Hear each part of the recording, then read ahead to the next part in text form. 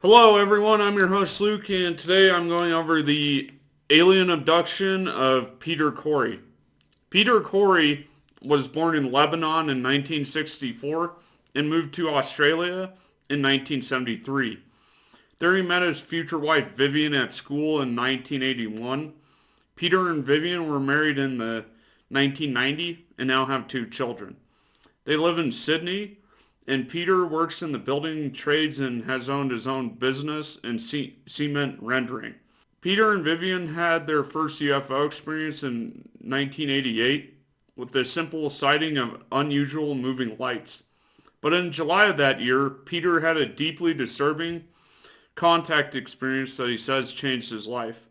While lying on his bed, he felt something grab his ankles and he suddenly felt numb and paralyzed but remained conscious. Then he noticed three or four small hooded figures alongside the bed, and he experienced telepathic communication with one or more of these beings that he was told to relax and not be afraid because it would be like last time. He then saw that they were about to insert a long needle into the side of his head, whereupon he blacked out. He jolted awake sometime later, leaped out of bed, ran into the living room where he found his father and brother apparently asleep. Both he and his brother felt that only 10 minutes had passed since they had been awake, but they soon realized that an hour or more had passed. With the next morning, Peter and Vivian noticing that there was an obvious puncture mark on the side of his head with the trace of dried blood. At this time, Peter had never heard of alien abduction, and his memories were vivid and alarming, but he could find neither answers nor comfort from friends and family. Though some months later, he and Vivian drove by a roadside billboard with an image of Whitley Strieber's book Communion, and they immediately got the book. Peter found numerous details in Strieber's account that matched his own strange experience. Peter's subsequent attempts to connect with local UFO groups and experiencers proved frustrating. With eventually in April of 1993, he resolved to found a new group in Sydney, the UFO Experience Support Association, dedicating to helping people understand and cope with their unusual encounters. He remains the coordinator of that group today. In July of 1992, Peter had the experience that became the focus of his own case study. Because the experience had adult aspects to it, Peter was very reticent to talk about it. He first mentioned it to Bill Chalker, one of Australia's leading researchers, in 1996. He showed Chalker that he had recovered an unusual strand of hair from the encounter. At the same time, Chalker felt he could not do anything with the physical evidence, but over the next several years, he assembled a group of scientists and forensic investigators willing to work on UFO related. With his invisible associates, Chalker discussed the possibility of doing PCR amplification and sequencing of the mitochondrial DNA that might be recovered from Peter Khoury's hair sample. In early 1998, these researchers, now calling themselves the Anomaly Physical Evidence Group, agreed to do the DNA testing on the hair sample. Chalker points out that alien beings are most often described by experiencers as having no visible hair, but one type, sometimes called Nordics, is described fairly often as having distinctly human-like features, including hair. Peter Khoury told Chalker that his encounter of July 23rd, 1992 began at 7:30 in the morning while he was in bed. He had recently been injured at work and was taking pain meds. Earlier that morning, he had driven his wife to work, then returned home and went back to bed for a short while. Suddenly, he bolted wide awake and sat up. There were two humanoid females sitting on the bed, both entirely in the nude. These two women looked human in nearly every way. They had well-proportioned adult bodies. One looked somewhat Asian with straight, dark shoulder-length hair and dark eyes.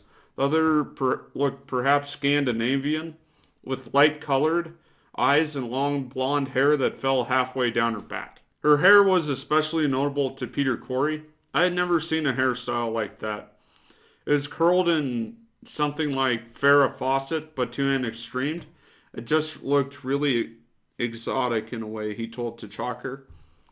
But Khoury felt that these women were not exactly human. Their faces were somewhat odd, not unattractive, but too chiseled, with high cheekbones and eyes that were 2 or 3 times larger than normal. Khoury took special notice of the blonde. Her face was too long, he felt. I have never seen a human being look like that. The blonde who was kneeling on his bed seemed to be in charge.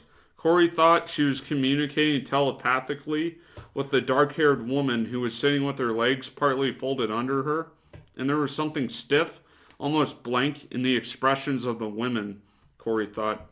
Though stunned by the sudden appearance of the women, Khoury had only a few moments to consider how they could possibly have arrived in his bedroom before the blonde reached out with both hands and cupped the back of his head, drawing his face towards her chest, and he resisted, and she pulled harder. He kept pulling back, saying she was pretty strong. She pulled me over and my mouth was basically on her, and he says he bit down on it. Khoury said he doesn't know why he bit the woman, but even though he felt a small piece of that come away in his teeth, she did not cry out, but the expression on her face was like, this isn't the way. In a way, it was shock or confusion. She looked at the Asian one and looked at me like, this isn't the way it's supposed to happen. You've done this wrong.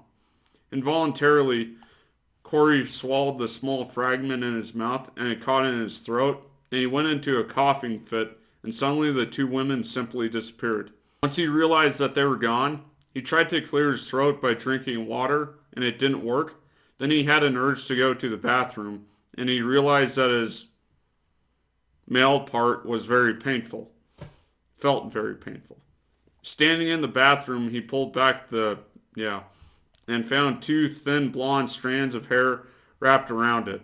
He struggled to unravel the pieces of hair as the pain became an intense burning sensation. Finally, he managed to remove the 2 pieces of hair and immediately put them in a small sealable plastic bag.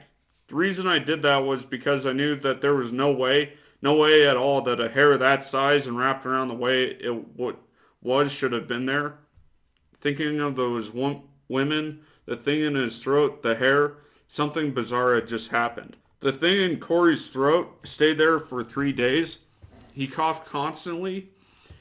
He tried clearing his throat with water, bread, anything that he could think of, but nothing helped. On the 3rd day, it just went away. He didn't want to tell his wife how his coughing fit had come about, but 2 weeks later, he decided to tell her. I was shocked.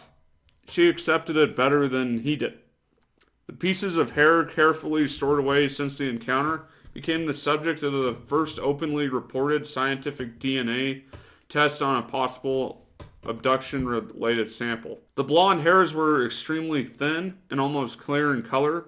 It was determined that the hair was not chemically treated because if it had been, little or no mitochondrial DNA could have been recovered. However, using the PCR process, good quality DNA was recovered. For comparison, samples were taken of Peter Khoury's hair and that of his wife. DNA was extracted from Peter's hair, but not Vivian's hair. After thorough testing of the hair samples, the scientists of the Chalkers group arrived at a startling conclusion that the thin blonde hair, which appeared to have come from a light-skinned Caucasian-type woman, could not have come from a normal human of that racial type. Instead, though human, the hair showed 5 distinctive DNA markers that are characteristic of a rare subgroup of the Chinese Mongoloid racial type. A detailed survey of the literature on variations in mitochondrial DNA showed only 4 other people on record with all 5 of these markers in their blonde hair, and all 4 were Chinese with black hair. Mitochondrial DNA is passed through the mother's side of. Bill Chalker went on to say, are we dealing with humans from elsewhere, namely those with human DNA? albeit very rare and somewhat anomalous. This case raises all sorts of issues, such as human panspermia, the theory that human like beings may have migrated to Earth in the fairly recent past from elsewhere in the galaxy, perhaps giving rise to the sudden appearance of modern Homo sapiens sapiens, a species not directly descended from their immediate predecessors, the Neanderthals. Also, given the Asian Mongoloid connection, we looked at the problem of European like rare Asian types in the past, and the controversial saga of the Lamacon mummies in remote western China is turning the early history of China on its head. And these mummies include people who are quite tall, some 6 feet or so, and some are blonde. I'm not suggesting a connection here, but you can understand this investigation has opened up all sorts of interesting possibilities about the biological nature of some of the beings associated with alien abductions. This has been your host, Luke. Like this video if you liked it. Subscribe for more. I hope you have a great night. Thanks for watching.